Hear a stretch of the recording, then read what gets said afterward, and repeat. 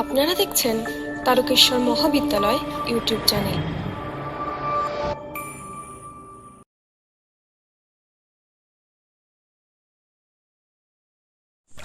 আমার প্রিয় দ্বাদশ শ্রেণীর ছাত্রছাত্রীবৃন্দ, তোমাদের প্রত্যেককে তারকেশ্বর মহাবিদ্যালয়ে ইউটিউব চ্যানেলে স্বাগত জানাই। আজকে আমি তোমাদের ক্লাস 12-এর একটা গুরুত্বপূর্ণ অধ্যায় নিয়ে আলোচনা করব। সেটা হচ্ছে নদীর নকশা বা ড্রেনেজ প্যাটার্ন কাকে বলে। আমরা এর আগের ক্লাসগুলোতে নদী কিভাবে ক্ষয় করছে বা নদীর প্রধান কীভাবে ক্ষয় করে, সঞ্চয় করে, এইগুলো সম্পর্কে আমরা জানতে পেরেছি বা জেনে এসেছি। এখানে কিন্তু আমাদের একটা নতুন জিনিস জানতে হবে, সেটা হচ্ছে নদী নকশা বা ড্রেনেজ প্যাটার্ন। এই নদী নকশা কাকে বলে? নদী নকশা হচ্ছে, দেখো এখানে ভূতত্ত্ব, ভূপ্রকৃতি ও জলবায়ুর সঙ্গে সম্পর্ক রেখে কোনো অঞ্চলের বিভিন্ন নদী, যথা প্রধান নদী, উপনদী, উপনদী, শাখা নদী প্রভৃতি সম্মিলিতভাবে যে জ্যামিতিক নকশা বা আকার সৃষ্টি করে তাকে নদী নকশা বা জলনির্গম প্রণালী বলা হয়। অর্থাৎ জলনির্গম প্রণালী আমরা বলতে পারি এখানে নদীর যে অঞ্চলের ওপর দিয়ে প্রবাহিত হচ্ছে, প্রধান নদী বা অনুগামী নদীর কথা আমরা বলতে পারি, এবং তার উপনদীগুলো বা শাখা নদীগুলো বিভিন্নভাবে সম্মিলিতভাবে যেই সেখানকার যে ভূপ্রকৃতি আছে, সেই ভূপ্রকৃতির ওপর যে বিভিন্ন ধরনের খাত সৃষ্টি করার মাধ্যমে এবং সেখানে যে জ্যামিতিক নকশা বা আকার সৃষ্টি করছে তাকে আমরা নদী নকশা বা জলনির্গম প্রণালী বলা হয়। এই জলনির্গম প্রণালী কি বলতো, শুধুমাত্র যেমন বিভিন্ন ধরনের নদীর কথা আমি বললাম, সেই নদীগুলো সেখানকার শিলার কাঠিন্যতা, শিলাটা কী ধরনের শিলা দিয়ে গঠিত এবং শিলার মধ্যে কোনো শিলাটা ভাঁজপ্রাপ্ত কিনা, একনত ঢাল কিনা, কঠিন শিলা আছে কিনা, কোমল শিলা আছে কিনা, এই সমস্ত কিছুর দ্বারাই কিন্তু এই নদী নকশাগুলো কী হয় বলতো, নিয়ন্ত্রিত হয়ে থাকে। এই যে নদী নকশা, এই নদী নকশার আমরা কতগুলো বৈশিষ্ট্য দেখতে পাই। যেমন প্রথমেই হচ্ছে জ্যামিতিক নকশা। অবশ্যই নদী নকশা হতে গেলে বা ড্রেনেজ প্যাটার্ন করতে গেলে একটা কি হচ্ছে বলো, জ্যামিতিক নকশা অবশ্যই সৃষ্টি করতে হবে নদীগুলোকে। শিলার গঠনের সঙ্গে সামঞ্জস্য, অর্থাৎ সেখানকার শিলাতে আমি কি বললাম, সেই নদী নকশা সেখানকার শিলার গঠনের সঙ্গে সামঞ্জস্য রেখেই কিন্তু সেখানে বিভিন্ন ধরনের নদী নকশা তৈরি করতে পারে। আর একটা হচ্ছে নদীগুলোর সম্মিলিত রূপ। এখানে হচ্ছে শুধুমাত্র একটি নদী না, শুধু যে আমরা অনুগামী নদী সেটা কিন্তু না, সেই অনুগামী নদী, উপনদী, উপনদী বা তার শাখা নদী, সমস্ত নদীগুলোই কিন্তু সম্মিলিতভাবেই এই নদী নকশা বা ড্রেনেজ প্যাটার্ন তৈরি করে। তাই নদী নকশাগুলোর কি হচ্ছে, একটা সম্মিলিত রূপ আমরা বলতে পারি। আভ্যন্তরীণ গঠনের সঙ্গে সামঞ্জস্যহীন, কারণ শিলার অভ্যন্তরভাগে সেখানে শিলাটা ভাঁজপ্রাপ্ত রয়েছে না একনত অবস্থায় রয়েছে, তাদের সঙ্গে কিন্তু এই যে বাহ্যিক নদী নকশার সেইভাবে কিন্তু সামঞ্জস্য লক্ষ্য করা যায় না। আর জ্যামিতিক নদী নকশার যেগুলো হচ্ছে নকশা, নদীর যেটা জ্যামিতিক নকশা নদীর দৈর্ঘ্য ও কৌণিক সম্পর্কের ওপর নির্ভরশীল। অবশ্যই, কারণ এই যে নদী নকশা বা এই জ্যামিতিক নকশা তৈরি হচ্ছে সেটা হচ্ছে নদীগুলোর কতটা দৈর্ঘ্য এবং সেই প্রধান নদীগুলোর সঙ্গে সেখানকার উপনদী বা শাখা নদীগুলো কিভাবে এসে মিলিত হচ্ছে তার দ্বারা নিয়ন্ত্রিত হয়। এই যে কৌণিক মাপটা কোনো কোনো নদী হয়তো সূক্ষ্ম কোণে প্রধান নদীর সঙ্গে এসে মিলিত হচ্ছে, আবার কোনো কোনো নদী কী হচ্ছে, প্রধান নদীর সঙ্গে এটাকে বলা হচ্ছে স্থূল কোণে এসে মিলিত হওয়ার ফলে এই যে কৌণিক মানের পার্থক্যের ফলে সেখানে কিন্তু নদী নকশারও ভিন্নতা লক্ষ্য করা যায়। এইগুলো হচ্ছে কোনো একটা নদী নকশা গঠনের এই বৈশিষ্ট্যগুলো কিন্তু লক্ষ্য করা। আমরা এখানে বিভিন্ন ধরনের নদী নকশা বা ড্রেনেজ প্যাটার্ন আলোচনা করার আগে বিভিন্ন প্রকার নদী সম্পর্কে আমাদের একটু জানতে হবে। যেমন বিভিন্ন প্রকারের নদী কী কী আছে, সেই নদীগুলো কিভাবে প্রবাহিত হয় এবং কিভাবে তারা ক্ষয় করতে করতে কোথায় গিয়ে মিলিত হচ্ছে, এই সমস্ত কিছু আমাদের কিন্তু জানতে হবে ড্রেনেজ প্যাটার্ন বা নদী নকশার জানার আগে। অর্থাৎ বিভিন্ন প্রকার নদী সম্পর্কে আমাদের এখানে জানতে হবে। প্রথমে যে নদীটা আমি তোমাদের জানাবো সেটা হচ্ছে, দেখো, অনুগামী নদী। অনুগামী নদী কাকে বলে? ভূমির প্রাথমিক ঢাল অনুযায়ী এবং শিলাস্তরের নদী অনুসরণ করে যে নদী প্রবাহিত হয় তাকে আমরা কি বলছি বলতো? অনুগামী নদী বলা হয়। দেখো এখানে একটা ছবি সাহায্যে আমি দেখিয়েছি। দেখো ভূমির প্রাথমিক ঢাল অনুযায়ী একটা নদী কি হচ্ছে? ক্ষয় করে করে ক্রমশ এগিয়ে যাচ্ছে। এই নদীটাকে কি বলা হচ্ছে বলতো? অনুগামী নদী বলা হয়। অর্থাৎ ভূমির প্রাথমিক ঢাল অনুযায়ী এবং শিলাস্তরের নদী অনুসরণ করে এই নদীটা কিন্তু প্রবাহিত হচ্ছে, তাই এই নদীটাকে বলা হচ্ছে অনুগামী নদী বলা হয়। তারপর যে নদীটা আমরা পড়ব সেটা হচ্ছে পরবর্তী নদী। পরবর্তী নদী কাকে বলে? পরবর্তী নদী হচ্ছে অনুগামী নদী উদ্ভবের পরে যে নদীগুলি আয়াম বরাবর প্রবাহিত হয়ে অনুগামী নদীর সঙ্গে সমকোণে মিলিত হয় তাকে পরবর্তী নদী বলা হয়। পরবর্তী নদী এখানে তোমরা খুব ভালো করেই দেখতে পাচ্ছ, আমি এটা বললাম।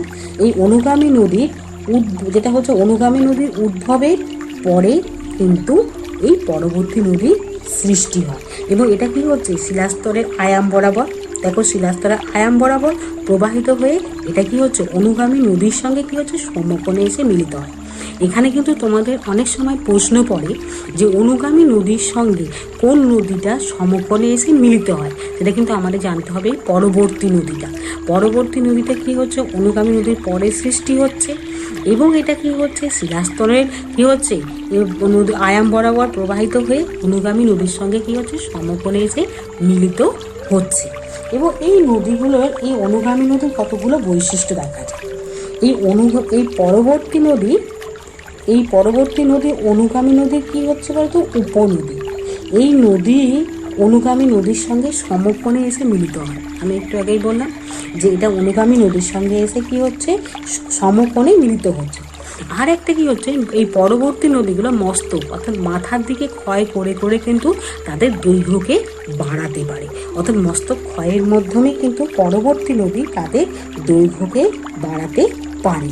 আর একটা কি হচ্ছে? পরবর্তী নদী অনুগামী নদীর তুলনায় বয়সে নবীন। অর্থাৎ অবশ্যই এটা অনুগামী নদীর পরে সৃষ্টি হচ্ছে, তাই এটা কি হচ্ছে? এই অনুগামী নদীর তুলনায় বয়সটাই কি হবে? অনেকটা কম হবে। এটা হচ্ছে পরবর্তী নদীর কথা আমরা বলতে পারি, বা এটাকে পরবর্তী নদী। এবার আমরা যেটা জানবো সেটা হচ্ছে বিপরা নদী। বিপরা নদী কাকে বলে? বিপরা নদী হচ্ছে অনুগামী নদী বিপরীত দিকে যে নদী প্রবাহিত হয় এবং পরবর্তী নদীতে এসে মিলিত হচ্ছে, সেই নদীটাকে কি বলা হচ্ছে? বিপরা নদী বা বিপরীত নদী বলা হয়। অর্থাৎ দেখো অনুগামী নদী কি হচ্ছে? এই দিকে প্রবাহিত হচ্ছে এবং বিপরা নদী কি হচ্ছে? ঠিক অনুগামী নদীর বিপরীত দিকে। এটা শিলাস্তর নদী বরাবর কি হচ্ছে? প্রবাহিত হয়ে পরবর্তী নদীতে এসে মিলিত হচ্ছে। তাই এই বিপরা নদী কিন্তু এই পরবর্তী নদী কি বলতো? উপনদী আমরা বলতে পারি। মানে পরবর্তী নদীর একটা উপনদী হচ্ছে এই বিপরা নদী। অর্থাৎ বিপরা নদী অনুগামী নদী ঠিক বিপরীত দিকে প্রবাহিত হয় এবং এই নদীটা কি হচ্ছে? এটি নদীর বিপরীত দিকে প্রবাহিত হচ্ছে, কারণ শিলাস্তর নদী এদিকে যদি হয় তাহলে নদীর বিপরীত দিকে এটা প্রবাহিত হচ্ছে। এবং এই নদীর, এটাকে আমরা বলতে পারি এই নদী অনুগামী নদীর বিপরীত দিকে প্রবাহিত হয়। এটা কিন্তু একটা বৈশিষ্ট্য বলতেই পারি। বিপরা নদী কি হচ্ছে? অনুগামী নদীর বিপরীত দিকে প্রবাহিত হতে থাকে। এটি আয়াম নদীর উপনদী। কারণ আয়াম নদী কি হচ্ছে? এই পরবর্তী নদীকে আয়াম নদী বলা হয়, কারণ হচ্ছে পরবর্তী নদী শিলাস্তরে আয়াম বরাবর প্রবাহিত হয় বলে এটাকে আয়াম নদী বলা হচ্ছে। এখানে দেখো এই যে পুনর্ভব নদী এবং এই বিপরা নদী পরস্পরের কি হচ্ছে? মুখোমুখি প্রবাহিত হয়। যেমন এদিকে এটা এগিয়ে আসছে, বিপরা নদী এদিকে এগিয়ে যাচ্ছে, অর্থাৎ মুখোমুখি ঢাল বরাবর প্রবাহিত হয়। এবং দেখো ভূমির অনুসারে ভেগু ঢালের ওপর দিয়ে বিপরা নদী প্রবাহিত হয়। অর্থাৎ এখানে দেখো এটা উচ্চ শিলাস্তর, এই শিলাস্তরের ভেগু ঢাল বরাবর কি হচ্ছে? এই বিপরা নদীটা প্রবাহিত হতে থাকে। এবার আমরা যে নদীটা পড়াবো সেটা হচ্ছে পরবর্তী নদী। পরবর্তী নদী কাকে বলে? কোনো ক্রম উত্থানশীল অঞ্চলে উত্থান হারের সঙ্গে সংগতি রেখে একই হারে নিম্নক্ষয়ের মাধ্যমে যে নদী তার প্রবাহপথ বজায় রাখতে পারে তাকে আমরা বলছি পূর্ববর্তী নদী বলা হয়। যেমন এখানে আমি চিত্রের সাহায্যে দেখিয়েছি, দেখো এখানে ভূমির ঢাল অনুযায়ী কি হচ্ছে? একটা নদী প্রবাহিত হতে থাকছে। তাহলে এখানে ভূমিটা কি হচ্ছে? ভূমির ঢাল অনুযায়ী শিলাস্তর এই নদীটা ধীরে ধীরে এগোতে থাকছে। এবার দেখো এই শিলাস্তরটা কোনো কারণে উত্থিত হয়ে গেছে, অর্থাৎ একটু উত্থিত হয়ে গেছে বা ঊর্ধ্বগঙ্গের মতো একটু আকার ধারণ করেছে। এই উত্থিত হওয়ার পরও এই অনুগামী নদীটা কিন্তু তার দিক পরিবর্তন করেনি, সে কিন্তু তার আগের এই যে গতিপথটাকে বজায় রেখে সে কিন্তু এগিয়ে যাচ্ছে। অর্থাৎ পূর্বের প্রবাহ পথটাকে বজায় রেখে সে কিন্তু আবার কী করছে, নিম্নক্ষয়ের মাধ্যমে কী করছে, নদী তার আবার পূর্বের গতিপথটাকে বজায় রাখতে পারছে। তাই এটাকে আমরা কি বলছি, পূর্ববর্তী নদী বলা হয়। যেমন পূর্ববর্তী নদীর আমরা একটা যদি উদাহরণ বলতে পারি, যেমন গঙ্গা নদী। গঙ্গা কিন্তু একটা পূর্ববর্তী নদী, কারণ গঙ্গা নদী যখন শিবালিক পর্বত উত্থানের আগে যেভাবে প্রবাহিত হতো, পরবর্তীকালে নদী একইভাবে প্রবাহিত হতো। কারণ হচ্ছে আমরা জানি শিবালিক পর্বত কি, নবীন ভঙ্গিল পর্বত।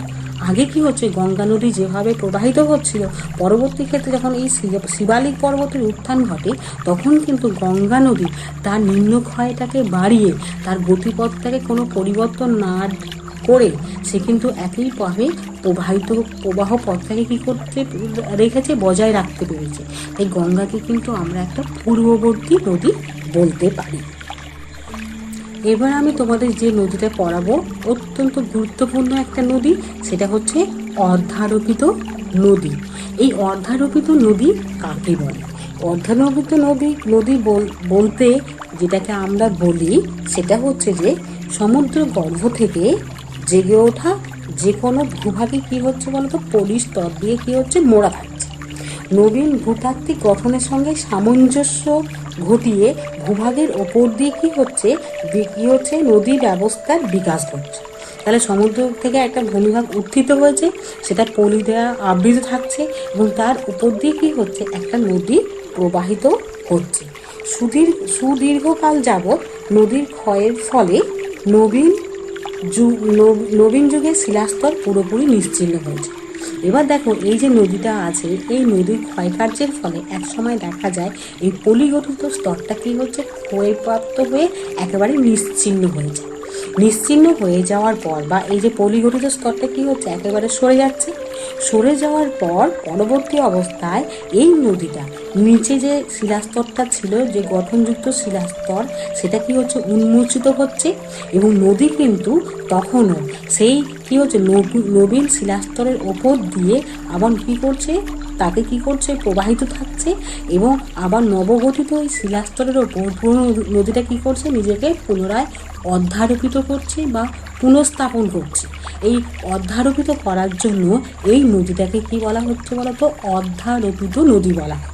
অর্থাৎ কোনো একটা অঞ্চল দিয়ে নদী যখন প্রবাহিত হচ্ছে, ওপরের শিলাস্তরটাকে সে ক্ষয়প্রাপ্ত করে নিশ্চিহ্ন করে দিচ্ছে, নিচে যে শিলাস্তরটা থাকছে এবং সেই শিলাস্তরের ঢাল অনুযায়ী কিন্তু নদীটা কী হচ্ছে, প্রবাহিত হতে থাকছে।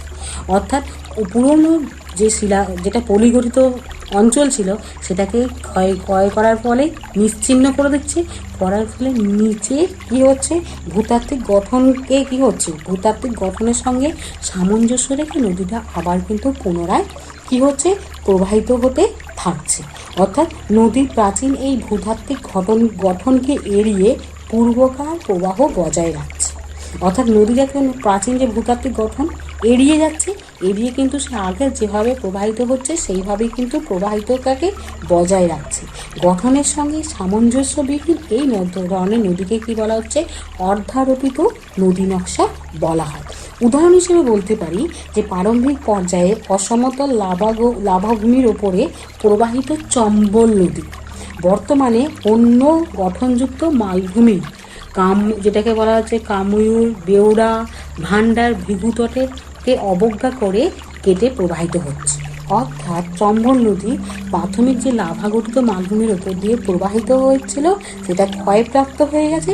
বর্তমানে কিন্তু একটা নবগঠিত মালভূমি তার গঠনটাকে অস্বীকার করে সে কিন্তু ওই অঞ্চলের ওপর দিয়ে নিজের প্রবাহ পথটাকে এগিয়ে নিয়ে যাচ্ছে এবং নিজেকে অর্ধারোপিত করেছে বা আরোপিত করেছে। তাই এই ধরনের নদীকে কি বলা হচ্ছে, অর্ধারোপিত নদী। এবার আমি তোমাদের জলনির্গম প্রণালীর শ্রেণীবিভাগ নিয়ে পড়াবো।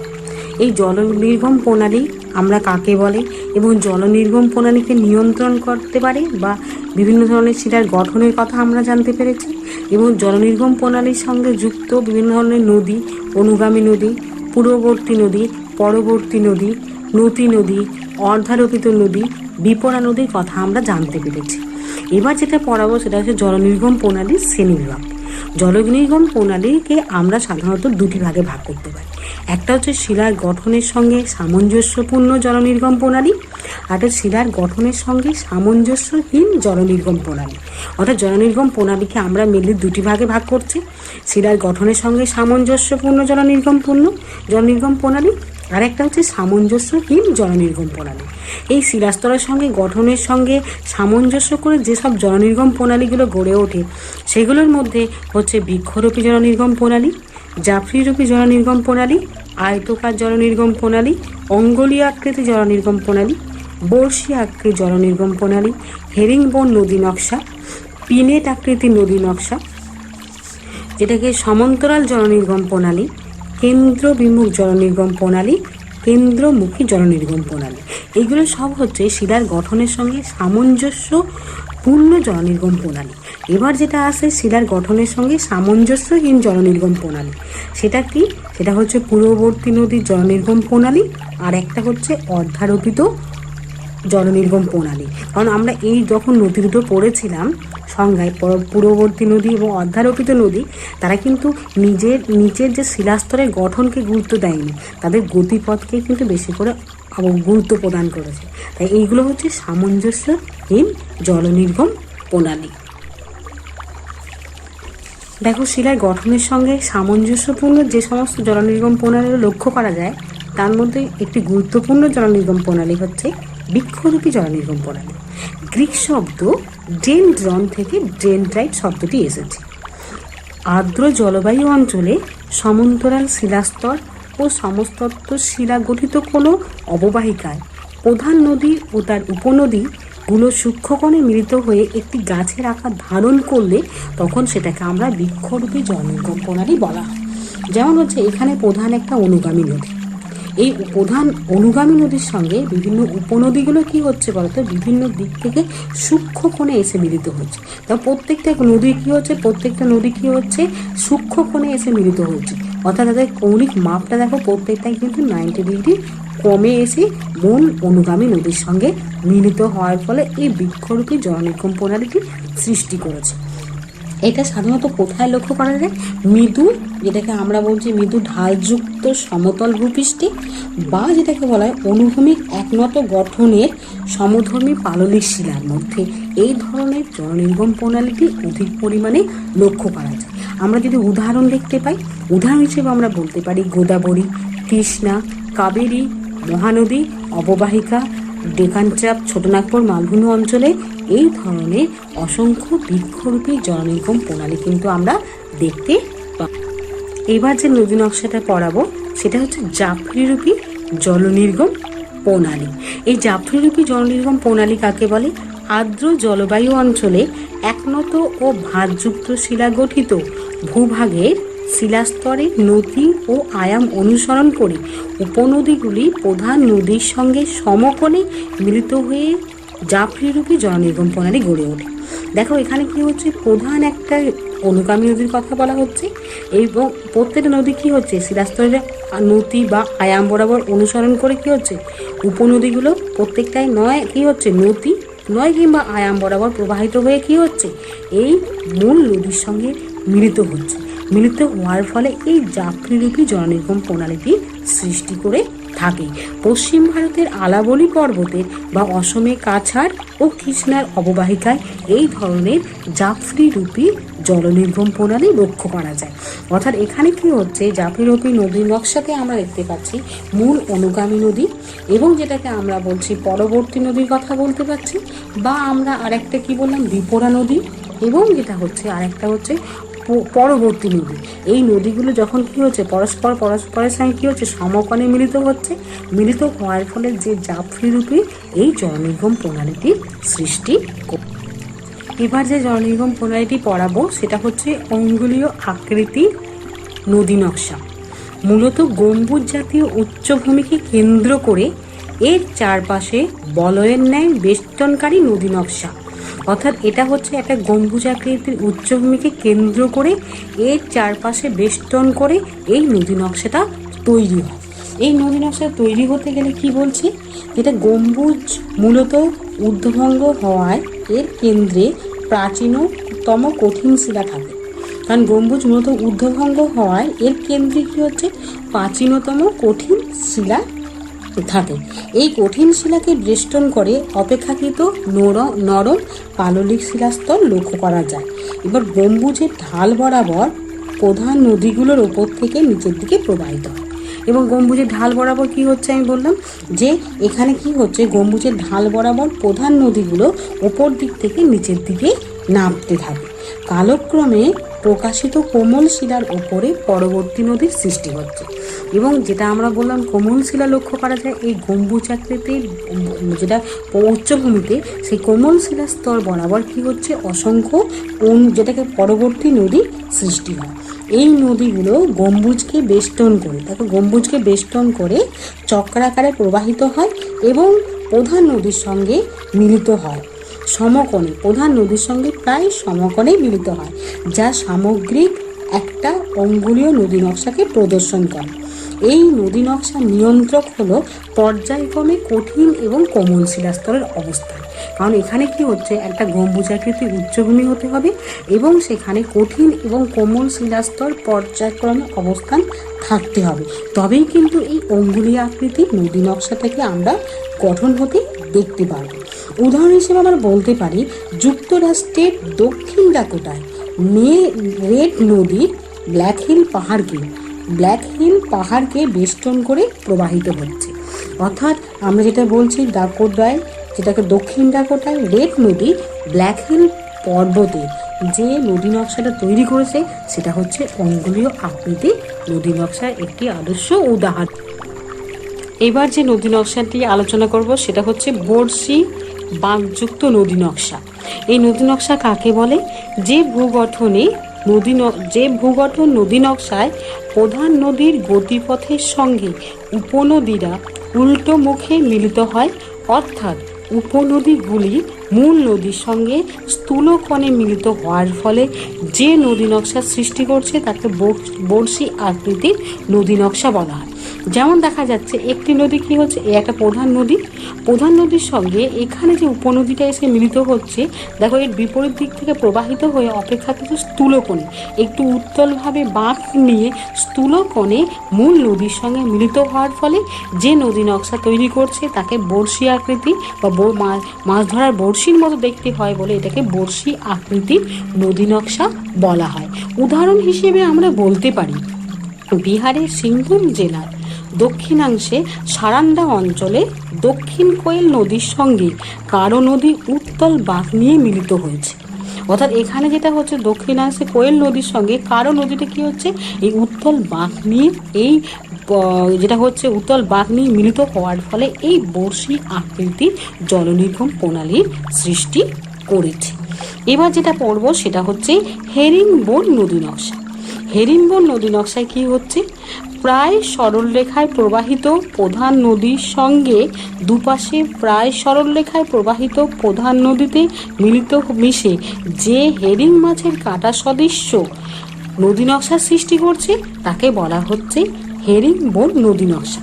এখানে কি হচ্ছে, একটা নদী প্রবাহিত হচ্ছে দুপাশে কি হচ্ছে, প্রত্যেকটা নদীর সরল রেখায় পরস্পরের দুদিক থেকে মিলিত হচ্ছে মূল নদীর সঙ্গে যে নদী নকশা তৈরি করছে এটাকেই বলা হচ্ছে হেরিংবোন নদী নকশা বলা হয়। যেটা হচ্ছে কাশ্মীর উপত্যকায় ঝিলাম নদীর ঊর্ধ্ব প্রবাহে এইরূপ নদী নকশা লক্ষ্য করা যায়। অর্থাৎ এই হেরিংবোন নদী নকশাটি লক্ষ্য করা। এবার যে নদী নকশাটি আলোচনা করব সেটা হচ্ছে বর্ষি বাঁকযুক্ত নদী নকশা। এই নদী নকশা কাকে বলে, যে ভূগঠন নদী নকশায় প্রধান নদীর গতিপথের সঙ্গে উপনদীরা উল্টো মুখে মিলিত হয়, অর্থাৎ উপনদীগুলি মূল নদীর সঙ্গে স্থূলকোণে মিলিত হওয়ার ফলে যে নদী নকশা সৃষ্টি করছে তাকে বর্ষি আকৃতির নদী নকশা বলা হয়। যেমন দেখা যাচ্ছে একটি নদী কি হচ্ছে, একটা প্রধান নদীর সঙ্গে এখানে যে উপনদীটা এসে মিলিত হচ্ছে, দেখো এর বিপরীত দিক থেকে প্রবাহিত হয়ে অপেক্ষাকৃত স্থূলকোণে একটু উত্তলভাবে বাঁক নিয়ে স্থূলকোণে মূল নদীর সঙ্গে মিলিত হওয়ার ফলে যে নদী নকশা তৈরি করছে তাকে বড়শি আকৃতি বা মাছ ধরার বড়শির মতো দেখতে হয় বলে এটাকে বড়শি আকৃতির নদী নকশা বলা হয়। উদাহরণ হিসেবে আমরা বলতে পারি বিহারের সিংভূম জেলার দক্ষিণাংশে সারান্দা অঞ্চলে দক্ষিণ কোয়েল নদীর সঙ্গে কারো নদী উত্তল বাঁক নিয়ে মিলিত হয়েছে। অর্থাৎ এখানে যেটা হচ্ছে দক্ষিণাংশে কোয়েল নদীর সঙ্গে কারো নদীটা কি হচ্ছে, এই উত্তল বাঁক নিয়ে যেটা হচ্ছে উত্তল বাঁক নিয়ে মিলিত হওয়ার ফলে এই বড়শি আকৃতির জলনির্গম প্রণালীর সৃষ্টি করেছে। এবার যেটা পড়বো সেটা হচ্ছে হেরিংবোন নদী নকশা।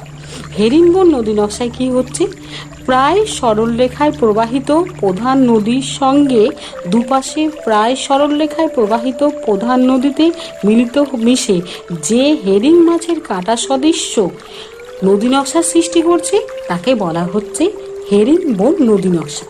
এখানে কি হচ্ছে, একটা নদী প্রবাহিত হচ্ছে দুপাশে কি হচ্ছে, প্রত্যেকটা নদী সরল রেখায় পরস্পরের দুদিক থেকে মিলিত হচ্ছে মূল নদীর সঙ্গে যে নদী নকশা তৈরি করছে এটাকেই বলা হচ্ছে হেরিংবোন নদী নকশা বলা হয়।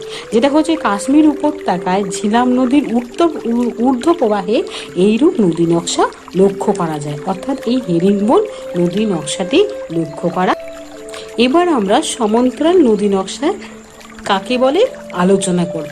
মাঝারি থেকে খাড়া ঢালু ভূপৃষ্ঠে সাধারণত পাশাপাশি অনেকগুলি ছোট নদী একই দিকে পরস্পর সমান্তরালে সোজাসুজি দ্রুত প্রবাহিত হয়ে যে নদী নকশা গড়ে ওঠে তাকে বলা হচ্ছে সমান্তরাল নদী নকশা। দেখা গেল মাঝারি থেকে খাড়া ঢালযুক্ত অঞ্চলে এখানে কি হচ্ছে, অনেকগুলো নদী কি হচ্ছে, ছোট ছোট অনেকগুলো নদী একই দিক থেকে প্রায় সমান্তরালে প্রবাহিত হওয়ার ফলে যে নদী নকশা তৈরি করছে সেটাকেই বলা হচ্ছে সমান্তরাল নদী নকশা বলা হয়। যেমন নীলগিরি পর্বতের পূর্ব ঢালে ও শিবালিক পর্বতের দক্ষিণ ঢালে ও বিন্ধ্য পর্বতের ভৃগু ঢালেও কিন্তু এই ধরনের সমান্তরাল নদী নকশা লক্ষ্য করা যায়। অর্থাৎ এই যে ধরনের যেটাকে আমরা নদী নকশা বলছি সমান্তরাল, এটা কিন্তু কি হচ্ছে বলতো ভৃগু ঢালে, সেই ভৃগু ঢালের পরিমাণটা খুবই কম হতে হবে এবং একদিকে নত বা খাড়া ঢাল না হলে মৃদু ঢালযুক্ত অঞ্চলে কিন্তু এই ধরনের নদী নকশা গড়ে উঠতে সহায়। এবার যে নদী নকশাটাই আমরা পড়ব সেটা হচ্ছে কেন্দ্র বিমুখ জলনির্গম প্রণালী। এই কেন্দ্র বিমুখ জলনির্গম প্রণালী কাকে বলে? উত্থিত গম্বুজ অথবা আগ্নেয় শঙ্কুর ন্যায় কোনো উচ্চভূমির কেন্দ্রীয় অংশ থেকে ভূমির নিম্নে ঢাল অনুসরণ করে চতুর্দিকে প্রবাহিত একগুচ্ছ অনুগামী নদী যে নদীবিন্যাস গড়ে তোলে তাকে কেন্দ্র বিমুখ নদী নকশা বলা হয়। নদীগুলো যতই প্রসারিত হতে থাকে ততই এরা কেন্দ্র থেকে দূরে সরতে থাকে। কেন্দ্র বিমুখ নদী নকশায় প্রধান নিয়ন্ত্রক হলো চতুর্দিকে ঢাল বিস্তারকারী উচ্চভূমি, যেমন উত্থিত গম্বুজ, শঙ্কু জাতীয় আগ্নেয়গিরি, অবশিষ্ট পাহাড় বা টিলা, বিচ্ছিন্ন উচ্চভূমি, শঙ্কু আকৃতির পাহাড়, গ্রানাইট শিলার উচ্চভূমি যেটাকে বস বলা হচ্ছে, ব্যাথলিটের উচ্চভূমি অংশে এই উচ্চভূমি, যেমন ছোটনাগপুর মালভূমি অঞ্চলে পরেশনাথ পাহাড়ের জলনির্গম প্রণালী হচ্ছে এই কেন্দ্রবিমুখ জলনির্গম প্রণালীর আদর্শ উদাহরণ। এখানে কি বলা হচ্ছে, একটা গম্বুজ আকৃতি উত্থিত উচ্চভূমি বলা হচ্ছে। এবার এই উচ্চভূমির কেন্দ্র থেকে কি হচ্ছে, এই নদীগুলো কি হচ্ছে বলতো, যখন এটাকে আমরা কেন্দ্র ধরে নিচ্ছি, ওপর থেকে এটাকে যদি কেন্দ্র ধরে এখান থেকে নদীগুলো কি হচ্ছে কেন্দ্রের থেকে বাইরের দিকে বেরিয়ে যাচ্ছে, তাই এটাকে আমরা কি বলছি বলতো, কেন্দ্র বিমুখ জলনির্গম প্রণালী বলা হয়। একটা উচ্চভূমি থেকে চারদিকে ভূমির ঢাল বরাবর নদীগুলো নিচের দিকে নেমে আসছে, তখন সেটাকে বলা হচ্ছে কেন্দ্র বিমুখ জলনির্গম প্রণালী বলা। আর এই নদীগুলো যতই কেন্দ্র থেকে দূরে সরে যাচ্ছে কি হচ্ছে, ততই কি হচ্ছে, চতুর্দিকে যতই সেটা প্রসারিত হচ্ছে ততই কিন্তু কেন্দ্র থেকে দূরে সরে যাচ্ছে। এবং প্রত্যেকটা, যেমন আমরা এই পাশে একটা ছবি রেখেছি, এটা যদি কোনো একটা উচ্চভূমি গম্বুজাকৃতির পাহাড় হতে পারে বা শঙ্কু আকৃতির কোনো পাহাড়ের অবশিষ্টাংশ, এই অবশিষ্টাংশ অংশটাই কী হচ্ছে, তার ঢাল বরাবর বিভিন্ন দিকে নদীগুলো বেরিয়ে যাচ্ছে তার কেন্দ্রের অংশ থেকে, তখন সেটাকে বলা হচ্ছে কেন্দ্র বিমুখ জলনির্গম প্রণালী। যেমন ছোটনাগপুর মালভূমিতে বললাম আমি, পরেশনাথ পাহাড়ে এই ধরনের কেন্দ্র বিমুখ জলনির্গম প্রণালী লক্ষ্য করা যায়। এবারে আমরা যে জলনির্গম প্রণালীটিকে নিয়ে আলোচনা করব সেটা হচ্ছে কেন্দ্রমুখী জলনির্গম প্রণালী। এই কেন্দ্রমুখী জলনির্গম প্রণালী কাকে বলে? চারদিকে বেষ্টিত উচ্চভূমি থেকে বিভিন্ন নদী যখন একটি নির্দিষ্ট কেন্দ্রে এসে মিলিত হয় তখন সেই নদী বিন্যাসকে কেন্দ্রমুখী নদী নকশা বলা হয়। যেমন এখানে একটা অঞ্চল দেখানো হয়েছে, চারদিকে কী হচ্ছে, পর্বত দ্বারা বেষ্টিত।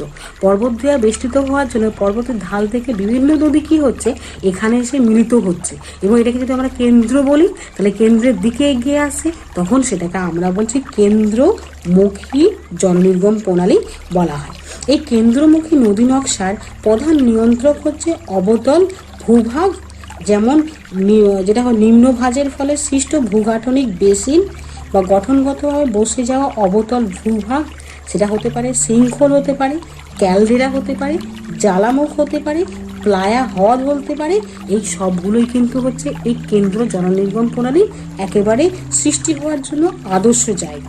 যেমন এখানে আমরা একটা দেখিয়েছি, এখানে একটা চারদিকে পর্বত দ্বারা বেষ্টিত একটা নিচে একটা প্লায়া হ্রদ দেখতে পাওয়া যাচ্ছে বা প্লায়া দেখা যাচ্ছে, এবং চারদিক থেকে বিভিন্ন নদী এসে এখানে মিলিত হওয়ার ফলে এই কেন্দ্রমুখী জলনির্গম প্রণালীটির সৃষ্টি করেছে। যেটা হচ্ছে মণিপুরের লোকটাক হ্রদের চারপাশে বেষ্টিত উচ্চভূমি থেকে পতিত নদীর দ্বারা নেপালের কাঠমান্ডু উপত্যকায় বাগমতী নদীর বহু উপনদীর দ্বারা এই নদী নকশার সৃষ্টি হয়েছে। অর্থাৎ আমরা যেটা বললাম, নেপালের কাঠমান্ডুতে বাগমতী নদীর এই ধরনের জলনির্গম প্রণালী সৃষ্টি করেছে। এর দ্বারাই আজকে আমাদের শেষ হচ্ছে তোমাদের যে বিভিন্ন ধরনের জলনির্গম প্রণালী আছে ক্লাস 12-এ, সেই অংশটা বা সেই পার্টটা। আজ এই ভিডিওটা দেখার পর আশা করি জলনির্গম প্রণালী কী বা কত ধরনের জলনির্গম প্রণালী আমরা দেখতে পাই এবং কিভাবে বা কোথায় আমরা দেখতে পাই জলনির্গম প্রণালী, এই সম্বন্ধে তোমাদের সমস্ত প্রশ্ন আশা করি দূর হবে। যদি তোমাদের কোনো জায়গায় বুঝতে অসুবিধা হয় তাহলে আমাকে আমার কমেন্ট বক্সে লিখে জানাবে, বা তোমাদের হোয়াটসঅ্যাপ গ্রুপে আমাকে জানাবে যে এই অংশটা আমি বুঝতে পারছি না, তাহলে আমি তোমাদের প্রশ্নের যথাযথ উত্তর দেওয়ার চেষ্টা করব।